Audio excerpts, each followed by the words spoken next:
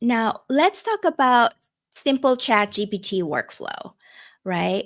So, and let's look at ChatGPT here so that I can show you, you know, different things that happen. There's always something that they're rolling out.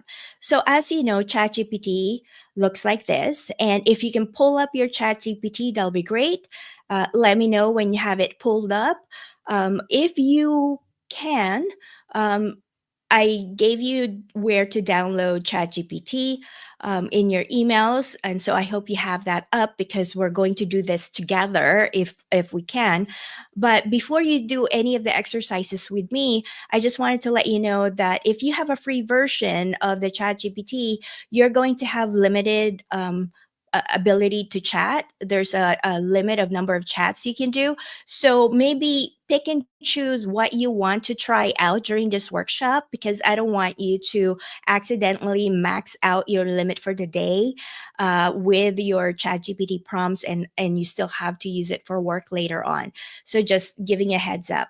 If you do have the pro or the plus version, I have the pro version, which is about $20 a month. Then it becomes unlimited. And if you can invest $20, I would highly recommend investing it for a paid chat GPT because it is going to be your AI assistant. And I know how $20 can be a lot of money, especially for people in other countries. I was born and raised in the Philippines, and I moved to the United States when I was 16 years old. And so I know how $20 converted to pesos, which is our currency in the Philippines, is a lot of money. Could be someone's rent for an entire month. So the free still works. I just want to make sure I let you know and assure you it still works. You can still use it as your AI assistant, your ADHD AI assistant. But just know that if you have money to invest for the $20 a month, then go ahead and do that. And I'm not getting paid by ChatGPT to say this. I'm just saying it because I think it's worth the investment. So, this is ChatGPT, and there are different models already of ChatGPT right here that they've rolled out. There are more models right here, and and I see ChatGPT 4 model is going to be leaving by tomorrow. So the new model is ChatGPT 4.0, and then this is where you type in your prompts right here and let me know if you can see the screen.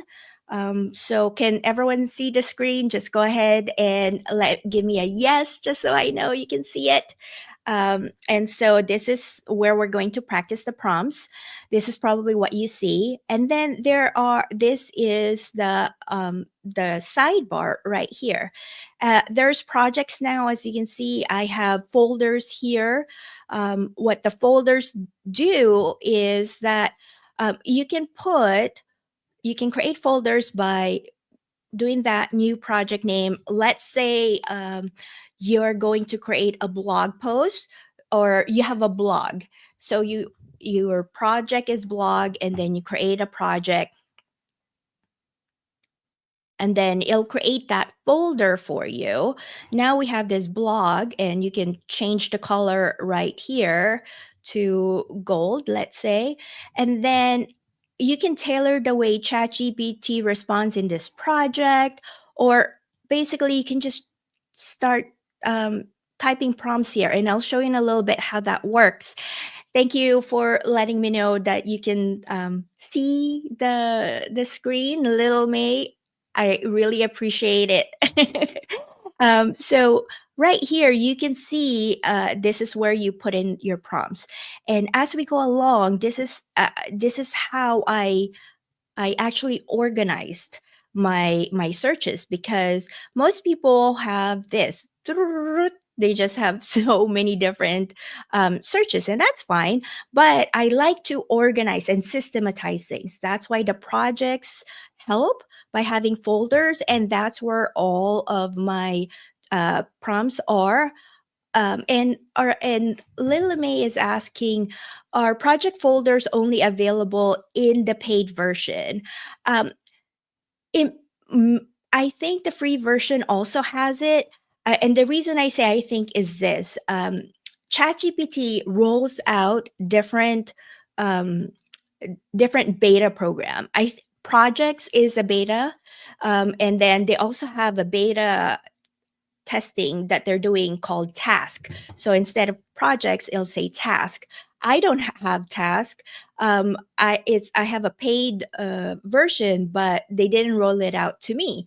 And I was trying to figure out why that was. I wanted to try it. It's just, I guess ChatGPT just chooses who to roll it out to based on how they want the AI to learn. So just know that if you don't have it yet, they're beta testing it, and then they'll roll it out to everyone once the beta testing is done. And beta testing simply means that they're trying it out first in a select group of people to see if it works or not and to work out the kinks before they roll it out to a lot of people. So, but if you do see projects right here on the side, just click on the plus sign and then you can create folders so that you can organize your chat as opposed to before I didn't have that project and look at my chat.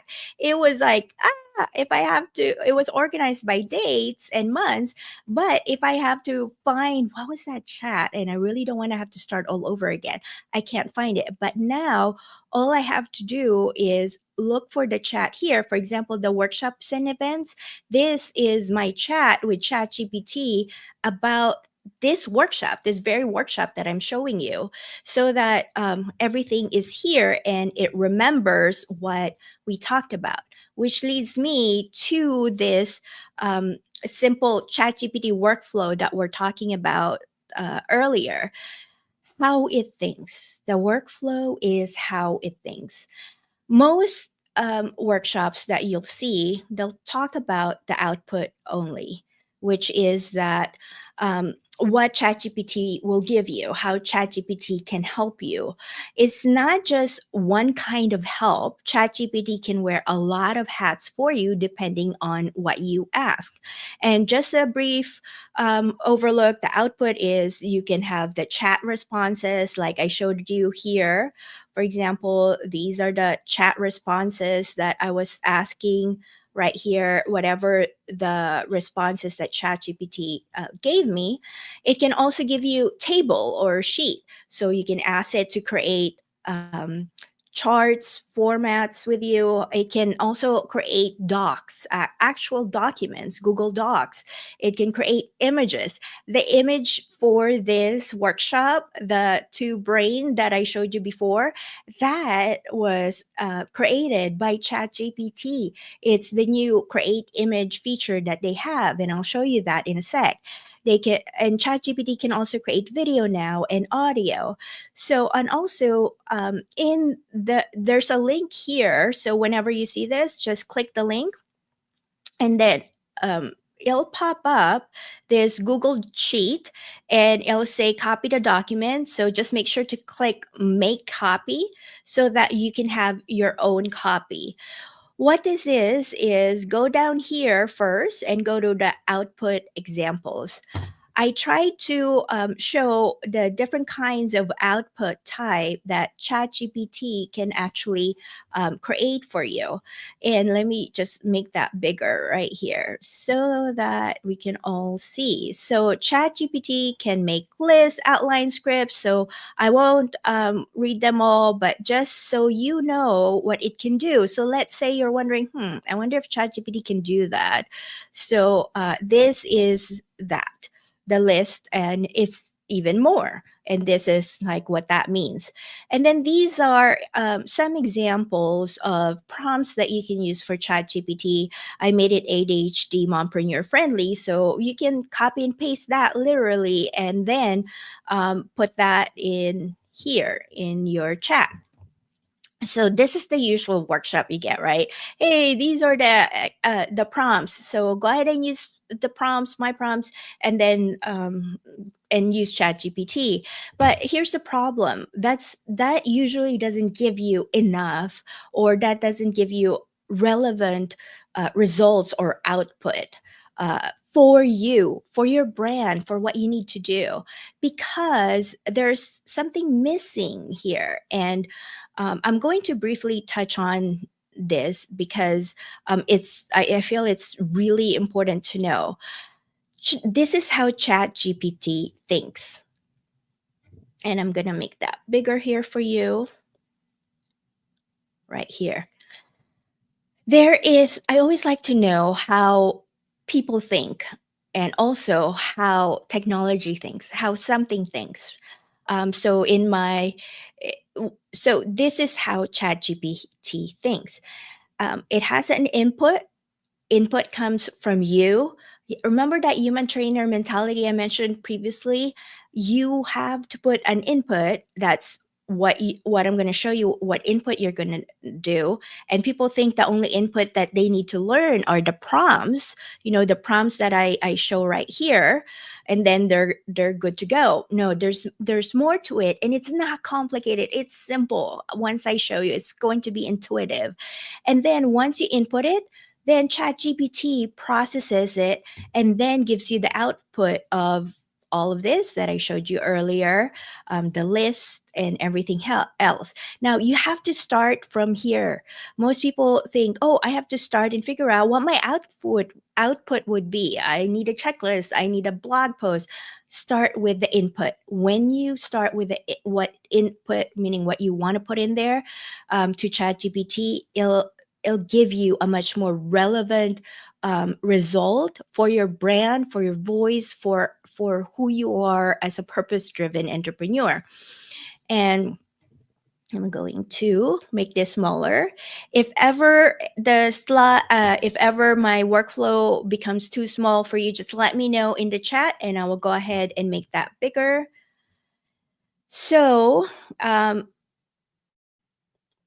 in terms of processes, and I'll talk about the processes quickly later on, is that, remember the human trainer I was mentioning earlier? This is how you're going to use that mentality. Um, you have to tell ChatGPT who you are. You have to train it who you are, like a child. Think about your child. You have to tell your child who you are. I'm mommy, and then this is our family values. This is what is okay to do. This is not what's okay to do. These are the words that we say in our family. Let me just drink real quickly. I have a kindergartner, and sometimes he comes home and uses a word that it's not appropriate for our family, but seems to be appropriate in another family. So I have to tell him, hey, we don't use that word in our family. So that's the same thing with ChatGPT. You have to tell ChatGPT what words you like, what you don't like, so that it doesn't give you that kind of output. I've told ChatGPT that I prefer not to use the word success. I prefer to use the word thriving, because thriving sounds more empowering. That's why I call my school community thriving ADHD mompreneurs, not successful ADHD mompreneurs, because thriving is more empowering and purpose driven, for my sake. And then you have to give it context, like, what is it? The 5 W's. Who's your audience? Why? um, where, when, right? So when I was doing the input about ChatGPT about my workshop, I had to tell it that I have a workshop on Tuesday, April 29 at 10 a.m. And the workshop is for my ADHD mompreneurs who are moms with ADHD trying to build a business, um, while taking care of their kids, and so they're juggling their mom life, their business life. So I tell it, and then I give it specifics, as to what I want. And I won't go over this that much, but you'll have this. And the reason, and then also here, I just wanted to show you, these are examples of what you can do as well in terms of input. And again, I'm just double checking to make sure you guys can see this. If it's too small, then let me know in the screen. So these are things that you can teach it. ChatGPT thinks this way. It needs to know who you are. By knowing who you are, then it can provide you with much better responses. It really thinks like you got to give it personalized information, and then it's going to process it into its memory. It could be a chat memory, or you can update its memory and say, update your memory that I'm Catherine Lizardo. I'm a thriving ADHD mompreneur. I'm a lawyer. I'm a speaker. I'm a TEDx speaker. And that I have a law firm and a mission driven company, and then tell it update memory. And I'll show that for you later on. Or you can tell it, hey, temporary chat, because I don't want you to remember anything. And like any child, like how we teach our kids, right? About using any technology or being on social media, no sensitive information, no confidential information. So again, ChatGPT is like a child. Don't give it your social security number. Don't give it something that you wouldn't give a stranger, because your kids sometimes just say things out there. Things that are private at home, they hear it, but they don't know it's private. And so they give it out. And then next thing you know, the entire neighborhood knows your business at home. So do the same with ChatGPT. If you don't want anyone else to know about certain things, then don't let them know about it. Don't give it to ChatGPT. So that's why if you change your perception that ChatGPT needs to know you first, you're gonna get massive amount of result. And how can you do this? It doesn't have to be that hard. You can use your website. You can go to your About Me, for example.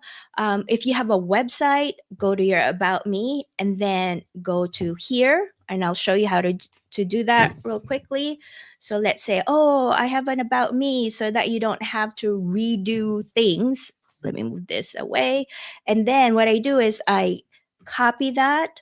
I go to ChatGPT, and let's say I'm going to start a new chat. So I have that here. And then I'm going to do this here, and then I'm going to type in the prompt, and I want to make sure I make this bigger so you can see right there. I know there's a delay here.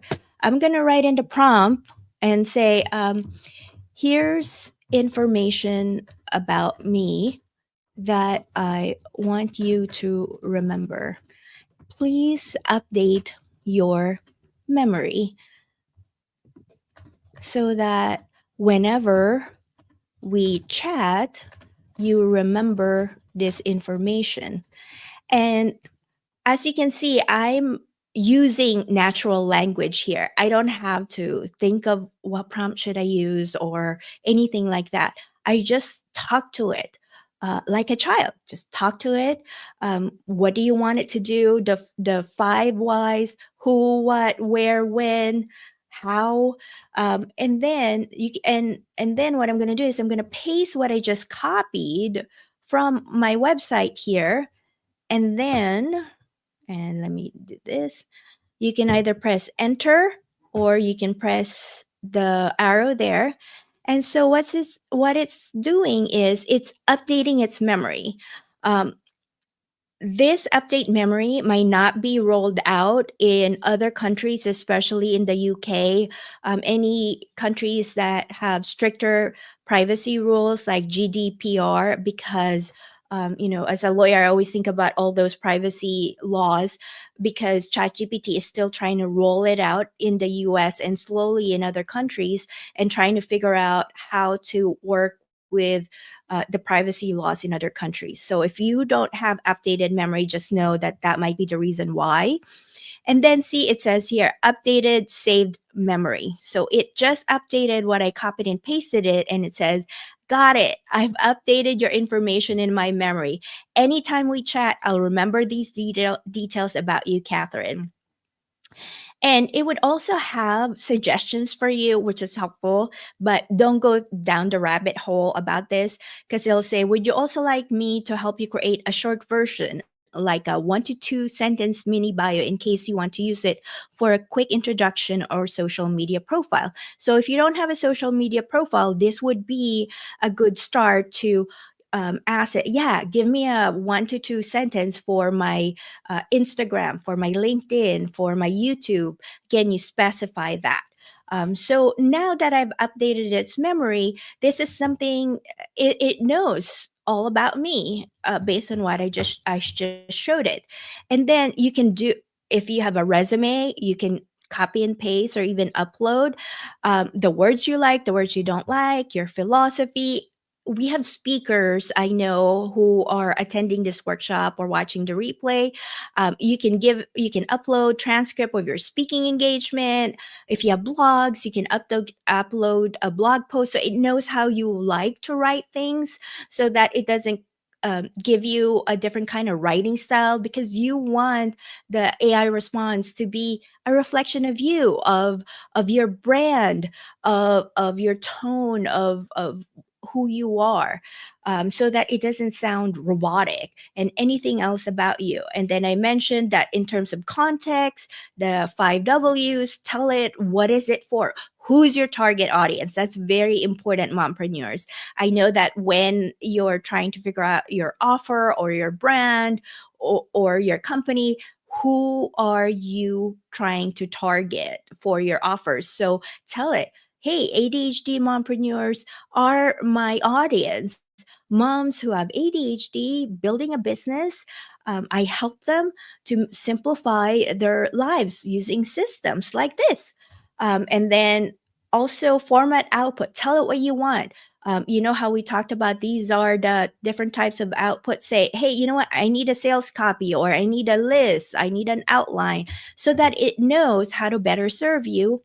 And just to give you a quick example, you can upload images, you can upload docs, upload PDF, you can copy and paste links now. Before you can't do that. You can even ask it, what was your thought process? How did you come up with that?